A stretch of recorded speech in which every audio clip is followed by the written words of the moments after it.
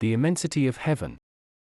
The immensity of the heaven of the Lord is evident from many things that have been said and shown in the foregoing chapters, especially from this, that heaven is from the human race, both from those born within the church and from those born out of it. Thus it consists of all, from the beginning of this earth, that have lived a good life.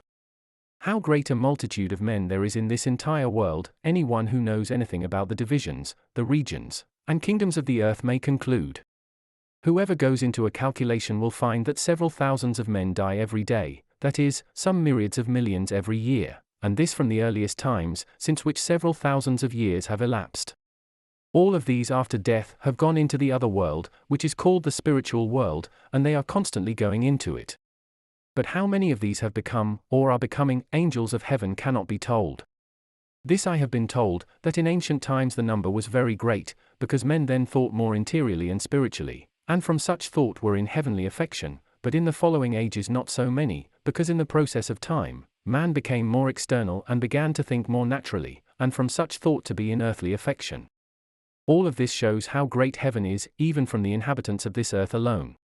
The immensity of the heaven of the Lord is shown also by this, that all children, whether born within the church or out of it, are adopted by the Lord and become angels, and the number of these amounts to a fourth or fifth part of the whole human race on the earth.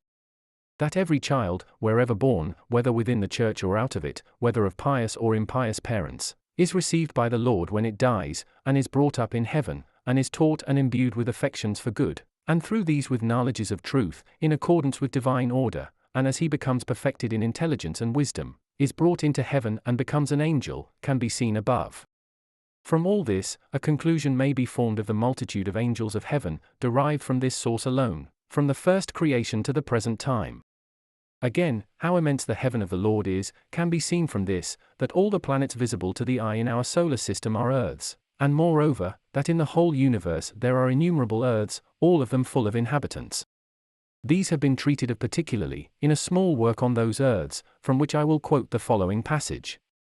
It is fully known in the other life, that there are many earths inhabited by men, from which spirits and angels come.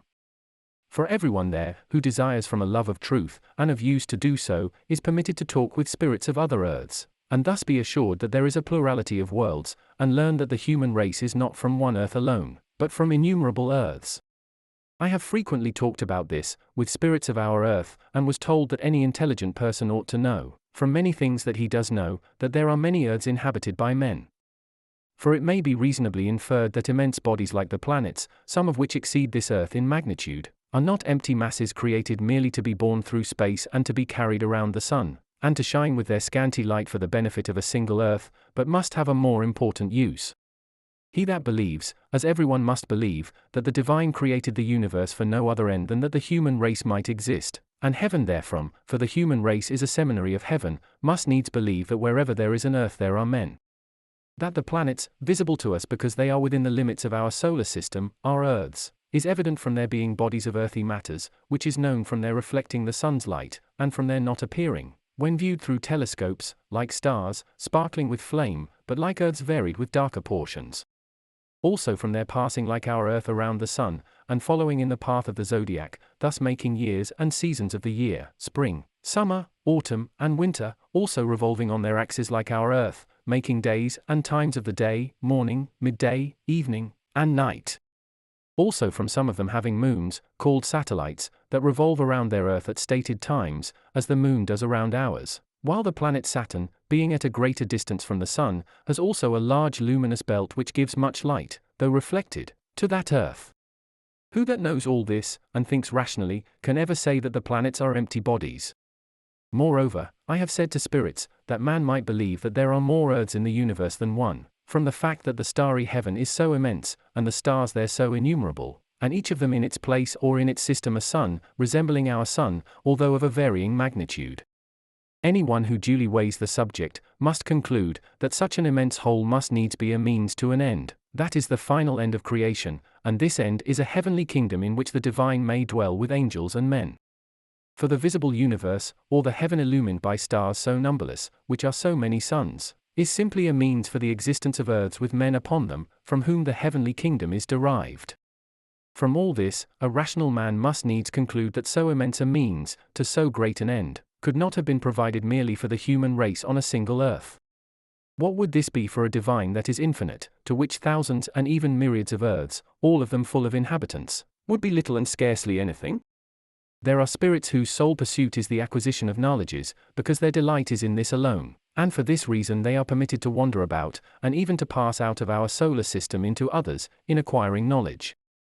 These spirits, who are from the planet Mercury, have told me that there are earths with men upon them, not only in this solar system, but also beyond it in the starry heaven, in immense numbers. It was calculated that, with 1,000,000 earths in the universe, and on each earth 300 millions of men, and 200 generations in 6,000 years, and a space of 3 cubic ells allowed to each man or spirit, the total number of so many men or spirits would not fill the space of this earth, and scarcely more than the space of one of the satellites about one of the planets. A space in the universe, so small as to be almost invisible, since a satellite can scarcely be seen by the naked eye. What is this for the Creator of the universe, to whom it would not be sufficient if the whole universe were filled, since he is infinite? I have talked with angels about this, and they said that they had a similar idea of the fewness of the human race, compared with the infinity of the Creator, although their thought is from states, not from spaces, and that in their thought, earths amounting to as many myriads as could possibly be conceived of, would still be nothing at all to the Lord. The earths in the universe, with their inhabitants, and the spirits and angels from them, are treated of in the above-mentioned work. What is there related, has been revealed and shown to me, to the intent that it may be known, that the heaven of the Lord is immense, and that it is all from the human race, also that our Lord is everywhere acknowledged as the God of heaven and earth. Again, the immensity of the heaven of the Lord is shown in this, that heaven in its entire complex reflects a single man, and corresponds to all things, and each thing, in man, and that this correspondence can never be filled out, since it is a correspondence not only with each of the members, organs, and viscera of the body in general, but also with all and each of the little viscera and little organs contained in these in every minutest particular, and even with each vessel and fiber. And not only with these, but also with the organic substances that receive interiorly the influx of heaven, from which come man's interior activities, that are serviceable to the operations of his mind, since everything that exists interiorly in man, exists in forms which are substances, for anything that does not exist in a substance as its subject is nothing. There is a correspondence of all these things with heaven, as can be seen from the chapter treating of the correspondence of all things of heaven with all things of man. This correspondence can never be filled out, because the more numerous the angelic affiliations are, that correspond to each member, the more perfect heaven becomes, for every perfection in the heavens increases with increase of number, and this for the reason that, all there have the same end, and look with one accord to that end. That end is the common good, and when that reigns there is, from the common good, good to each individual, and from the good of each individual, there is good to the whole community. This is so, for the reason that the Lord turns all in heaven to himself, and thereby makes them to be one in himself. That the unanimity and concord of many, especially from such an origin, and held together by such a bond, produces perfection, everyone with a reason at all enlightened can see clearly. I have also been permitted to see the extent of the inhabited and also of the uninhabited heaven, and the extent of the uninhabited heaven was seen to be so great that it could not be filled to eternity, even if there were many myriads of earths, and as great a multitude of men on each earth as on ours. That heaven is not immense, but it is of limited extent, is a conclusion that some have derived from certain passages in the Word, understood according to the sense of its letter. For example, where it is said that only the poor are received into heaven, or only the elect, or only those within the church, and not those outside of it, or only those for whom the Lord intercedes, that heaven is closed when it is filled, and that this time is predetermined. But such are unaware that heaven is never closed, and that there is no time predetermined, or any limit of number, and that those are called the elect, who are in a life of good and truth, and those are called poor, who are lacking in knowledges of good and truth and yet desire them, and such from that desire are also called hungry.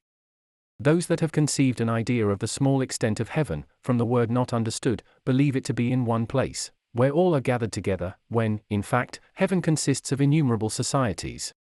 Such also have no other idea, than that heaven is granted to everyone from mercy apart from means, and thus, that there is admission and reception from mere favor. And they fail to understand, that the Lord, from mercy, leads everyone who accepts him, and that he accepts him who lives in accordance with the laws of divine order, which are the precepts of love and of faith, and that the mercy that is meant, is to be thus led by the Lord, from infancy to the last period of life in the world, and afterwards to eternity. Let them know, therefore, that every man is born for heaven, and that he is received that receives heaven in himself in the world, and he that does not receive it is shut out. What the world of spirits is. The world of spirits is not heaven, nor is it hell, but it is the intermediate place, or state, between the two, for it is the place that man first enters after death, and from which, after a suitable time, he is either raised up into heaven, or cast down into hell, in accord with his life in the world. The world of spirits is an intermediate place between heaven and hell, and also an intermediate state of the man after death. It has been shown to me, not only that it is an intermediate place, having the hells below it and the heavens above it, but also that it is in an intermediate state, since, so long as man is in it, he is not yet either in heaven or in hell. The state of heaven in man is the conjunction of good and truth in him, and the state of hell is the conjunction of evil and falsity in him. Whenever good in a man's spirit is conjoined to truth, he comes into heaven, because that conjunction, as just said, is heaven in him, but whenever evil in a man's spirit is conjoined with falsity, he comes into hell, because that conjunction is hell in him. That conjunction is effected in the world of spirits, man then being in an intermediate state. It is the same thing, whether you say the conjunction of the understanding and the will, or the conjunction of good and truth. Let something first be said, about the conjunction of the understanding and the will, and its being the same thing as the conjunction of good and truth, that being the conjunction, that is effected in the world of spirits. Man has an understanding and a will. The understanding receives truths and is formed out of them, and the will receives goods and is formed out of them. Therefore whatever a man understands and thinks from his understanding he calls true, and whatever a man wills and thinks from his will he calls good. From his understanding man can think, and thus perceive, both what is true and what is good, and yet he thinks what is true and good from the will only when he wills it and does it. When he wills it and from willing does it, it is both in his understanding and in his will, consequently in the man. For neither the understanding alone, nor the will alone, makes the man, but the understanding and will together. Therefore whatever is in both is in the man, and is appropriated to him. That which is in the understanding alone is in man, and yet not really in him, it is only a thing of his memory, or a matter of knowledge in his memory, about which he can think when in company with others, and outside of himself, but not in himself, that is, about which he can speak and reason, and can simulate affections and gestures that are in accord with it. This ability to think from the understanding, and not at the same time from the will, is provided that man may be capable of being reformed, for reformation is effected by means of truths, and truths pertain to the understanding, as just said. For in respect to his will, man is born into every evil, and therefore of himself wills good to no one but himself, and one who wills good to himself alone, delights in the misfortunes that befall another, especially when they tend to his own advantage. For his wish is to divert to himself the goods of all others, whether honors or riches, and so far as he succeeds in this, he inwardly rejoices. To the end that this will of man may be corrected and reformed, an ability to understand truths, and an ability to subdue, by means of truths, the affections of evil that spring from the will, are given to man. This is why man has this ability to think truths with his understanding, and to speak them and do them. But until man is such, that he wills truths and does them from himself, that is, from the heart, he is not able to think truths from his will. When he becomes such, whatever he thinks from his understanding belongs to his faith, and whatever he thinks from his will belongs to his love, and in consequence his faith and his love, like his understanding and his will, are conjoined in him. To the extent, therefore, that the truths of the understanding and the goods of the will are conjoined, that is, to the extent that a man wills truths and does them from his will, he has heaven in himself, since the conjunction of good and truth, as just said, is heaven. And on the other hand, just to the extent that the falsities of the understanding, and the evils of the will, are conjoined, man has hell in himself, since the conjunction of falsity and evil is hell. But so long as the truths of the understanding, and the goods of the will, are not conjoined, man is in an intermediate state. At the present time, nearly everyone is in such a state that he has some knowledge of truths, and from his knowledge and understanding gives some thought to them, and conforms to them, either much, or little, or not at all, or acts contrary to them from a love of evil, and consequent false belief. In order therefore, that man may have in him either heaven or hell, he is first brought after death into the world of spirits, and there, with those who are to be raised up into heaven, good and truth are conjoined, and with those who are to be cast down into hell, evil and falsity are conjoined. For neither in heaven, nor in hell, is any one permitted to have a divided mind, that is, to understand one thing and to will another, but everyone must understand what he wills, and will what he understands. Therefore, in heaven, he who wills good understands truth, while in hell he who wills evil understands falsity. So in the intermediate state, the falsities that the good have are put away, and truths that agree and harmonize with their good are given them, while the truths that the evil have are put away, and falsities that agree and harmonize with their evil are given them. This shows what the world of spirits is. In the world of spirits there are vast numbers, because the first meeting of all is there, and all are there explored and prepared. The time of their stay in that world is not fixed, some merely enter it, and are soon either taken into heaven or are cast down into hell. Some remain only a few weeks, some several years, but not more than 30. These differences in the time they remain depend on the correspondence or lack of correspondence of man's interiors with his exteriors. How man is led in that world, from one state into another, and prepared, shall now be told.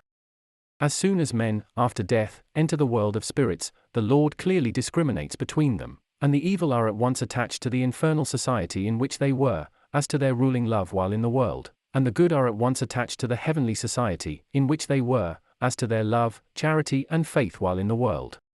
But although they are thus divided, all that have been friends and acquaintances in the life of the body, especially wives and husbands, and also brothers and sisters, meet and converse together whenever they so desire. I have seen a father talking with 6 sons, whom he recognized, and have seen many others with their relatives and friends, but having from their life in the world diverse dispositions, after a short time they separate. But those who have passed, from the world of spirits, into heaven or into hell, unless they have a like disposition from a like love, no longer see or know each other. The reason that they see each other in the world of spirits, but not in heaven or in hell, is that those who are in the world of spirits are brought into one state after another, like those they experienced in the life of the body, but afterwards all are brought into a permanent state, in accord with their ruling love, and in that state one recognizes another only by similarity of love. For then similarity joins and dissimilarity disjoins. As the world of spirits is an intermediate state between heaven and hell with man, so it is an intermediate place with the hells below and the heavens above. All the hells are shut towards that world, being open only through holes and clefts, like those in rocks, and through wide openings, that are so guarded that no one can come out except by permission, which is granted in cases of urgent necessity, of which hereafter. Heaven, too, is enclosed on all sides, and there is no passage open to any heavenly society, except by a narrow way, the entrance to which is also guarded. These outlets and entrances are what are called in the Word, the gates and doors of hell and of heaven. The world of spirits appears like a valley between mountains and rocks, with windings and elevations here and there. The gates and doors of the heavenly societies are visible to those only who are prepared for heaven, others cannot find them. There is one entrance from the world of spirits to each heavenly society, opening through a single path which branches out in its ascent into several. The gates and doors of the hells also are visible only to those who are about to enter, to whom they are then opened. When these are opened, gloomy and seemingly sooty caverns are seen tending obliquely downwards to the abyss, where again there are many doors.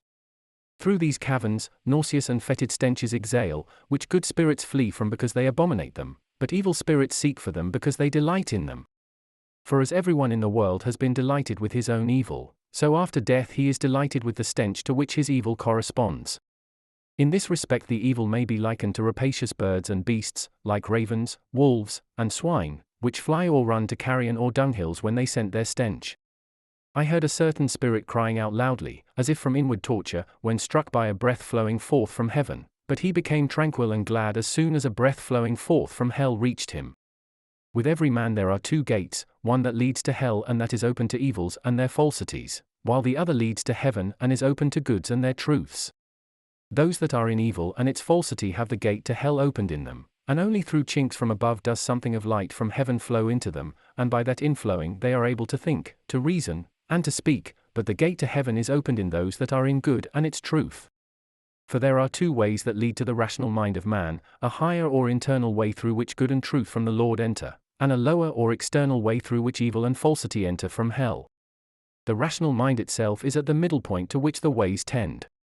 Consequently, so far as light from heaven is admitted, man is rational, but so far as it is not admitted he is not rational, however rational he may seem to himself to be. This has been said to make known the nature of the correspondence of man with heaven and with hell. While man's rational mind is being formed, it corresponds to the world of spirits, what is above it corresponding to heaven and what is below to hell. With those preparing for heaven, the regions above the rational mind are opened, but those below are closed to the influx of evil and falsity, while with those preparing for hell, the parts below it are opened, and the parts above it are closed to the influx of good and truth. Thus the latter can look only to what is below themselves, that is, to hell, while the former can look only to what is above themselves, that is, to heaven. To look above themselves is to look to the Lord, because he is the common center to which all things of heaven look, while to look below themselves is to look backwards from the Lord to the opposite center, to which all things of hell look and tend. In the preceding pages, whenever spirits are mentioned, those that are in the world of spirits are meant, but when angels are mentioned, those that are in heaven are meant.